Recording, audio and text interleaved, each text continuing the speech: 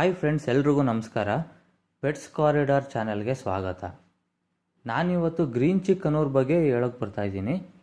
ಇದು ತುಂಬ friendly bird.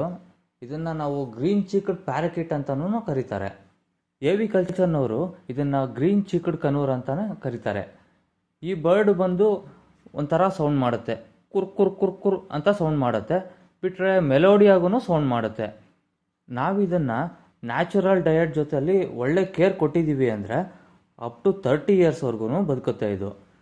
ಇದಕ್ಕೆ ನಾವು ಏನಾದರೂ ಒಂದು ಟ್ರಿಕ್ಸ್ ಹೇಳ್ಕೊಟ್ಟಿದ್ದೀವಿ ಅಂದರೆ ಅದೇ ರೀತಿಯೇ ಮಾಡತ್ತೆ. ಮತ್ತು ಇದ್ರ ಫುಡ್ ಹ್ಯಾಬಿಟ್ ಬಂದ್ಬಿಟ್ಟು ಸನ್ಫ್ಲವರ್ ಸೀಡ್ಸು, ಸಫಾಲ್ ಸೀಡ್ಸು, ಮತ್ತು ಸೊಪ್ಪು, ತರಕಾರಿ, ಹಣ್ಣು, ಮೊಳಕೆ ಕಾಳುಗಳು ಮತ್ತು ಕಟ್ಲು ಬೋನ್ನ ಒಂದು ಕೇಜಿನ ತುದಿಯಲ್ಲಿ ಇಡಬೇಕಾಗತ್ತೆ. ಇದನ್ನು ಸಹ ತಿನ್ನುತ್ತೆ ಇದು, ಯಾಕಂದರೆ ಅದಕ್ಕೆ ಕ್ಯಾಲ್ಶಿಯಂ ಸಿಗುತ್ತೆ ಅದರಿಂದ. ಮತ್ತು ಇದು 4 ರಿಂದ 5 ಮೊಟ್ಟೆಗಳು ನೀಡುತ್ತೆ. ಸಾಮಾನ್ಯವಾಗಿ 22 ರಿಂದ 25 ದಿವಸದೊಳಗೂ ಇದು ಕಾವು ಕೊಟ್ಟು ಮರಿ ಮಾಡುತ್ತೆ. ನಮಗೇನಾದರೂ ತುಂಬ ಫ್ರೆಂಡ್ಲಿಯಾಗಿ ಟ್ರೈನ್ಡ್ ಆಗಿರುವಂಥ ಬರ್ಡ್ ನಮ್ಗೆ ಬೇಕು ಅಂತ ಅಂದರೆ 1 ತಿಂಗಳ ಮರಿಯನ್ನು ನಾವು ಅದನ್ನು ಆಚೆ ತಕ್ಕೊಂಡು ಹ್ಯಾಂಡ್ ಫೀಡ್ ಮಾಡಿ ಬೆಳೆಸಬೇಕಾಗುತ್ತೆ.